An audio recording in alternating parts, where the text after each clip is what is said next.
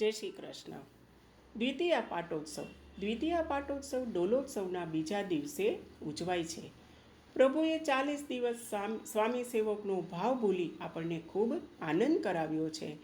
વ્રજભક્તો ગોપીજનો વસંતથી ડોલના ઉત્સવ સુધી પ્રભુ સાથે હોળી ખેલનું સુખ લીધું અને પછી એ ભૂલી જાય છે કે આ પ્રભુ તો વ્રજના રાજા છે, નંદના લાલા છે, નંદ રાજકુમાર છે, એવું વિચારવા લાગે છે. અને એવું વિચારે છે કે આપણે તો કેવી ગારી આપી, પ્રભુની સાથે કેવું વર્તન કર્યું. અને આ ખેલના 40 દિવસ પછી પ્રભુને પાટ ઉપર બિરાજમાન કરવામાં આવે છે. અને નંદરાયજી પણ એવું વિચારે છે કે આ મારો લાલો છે, એ તો વ્રજનો રાજા છે, નંદરાજકુમાર છે. એટલે પ્રજામાં પણ એના પ્રત્યે રાજાનું ભાવ, રિસ્પેક્ટ, આદર, સન્માન બની રહે માટે એલાન કરે છે કે ફાગણ વદ એકમના દિવસે હું નંદરાજકુમારને ફરી પાટ ઉપર સિંહાસન ઉપર બેસાડવામાં આવશે અને રાજતિલક કરવામાં આવશે. આ રીતે એને દ્વિતીયા પાઠ તરીકે ઓળખાય છે. અને પ્રભુ પોતે પણ પોતાની મર્યાદા પુનઃ સ્થાપિત કરવા માટે પાટ ઉપર બિરાજમાન થાય છે. અને પ્રભુને આપણે જ્યારે પુષ્ટ કરાવીએ અને જ્યારે આપણા ઘરમાં ગૃહ સેવામાં પધરાવીએ તો એ જ્યારે આપણા ઘરે પ્રભુ પધારે છે એ પ્રથમ પાટોત્સવ તરીકે ઓળખાય છે. અને આપણા મહાપ્રભુજી તો કહે છે કે જે આપણા સેવ્ય પ્રભુ છે એ સારસ્વત કલ્પમાં પ્રગટેલા પૂર્ણ પુરુષોત્તમ જ છે, બીજું કોઈ નથી. અને ડોલોત્સવ પછી સખાભાવનું વિસર્જન અને દાસભાવનું પુનઃ સ્થાપન થાય છે. અને આપણી સેવા પ્રકારમાં પણ આપણે આ જ પ્રકટ એટલે કે આ જ દાખલ કરવાનું છે. અને ટૂંકમાં કહીએ તો સખાભાવનું વિસર્જન અને દાસભાવનું સ્થાપન એને જ દ્વિતીય પાટોત્સવ કહેવામાં આવે છે.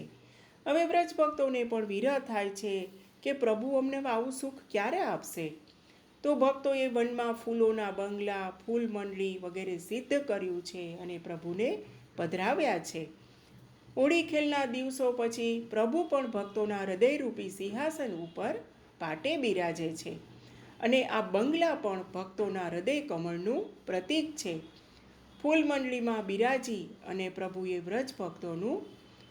વ્રજભક્તોનું એમને સ્મરણ થાય છે કે એમને પણ વ્રજભક્તોની યાદ આવે છે. આથી 10 દિવસ પ્રભુ કુંજલીલાના ભાવથી, પછીના 10 દિવસ નિકુંજ લીલામાં, પછીના 10 દિવસ નિવૃત્ત નિકુંજ લીલા કરે છે. અને આપણા જે અષ્ટ સખા પરમાનંદદાસજી જે છે એ તો એટલું સુંદર વર્ણન કરે છે કે નેક દેખીએ ભવન હમારો, દ્વિતીયા પાટ સિંહાસન બેઠે, અવિચલ રાજ તિહારો. આજથી સેવા પ્રણાલિકામાં પણ પરિવર્તન થાય છે. સફેદ સાજ બધા બંધ થાય છે. શીતકાલની સામગ્રી, અંગીઠી એ પણ બંધ થાય છે. સિંહાસન પર પંખા ધરવામાં આવે છે અને પ્રભુ પ્રેમથી સુખાર્થે ફૂલ મંડળીમાં બિરાજે છે.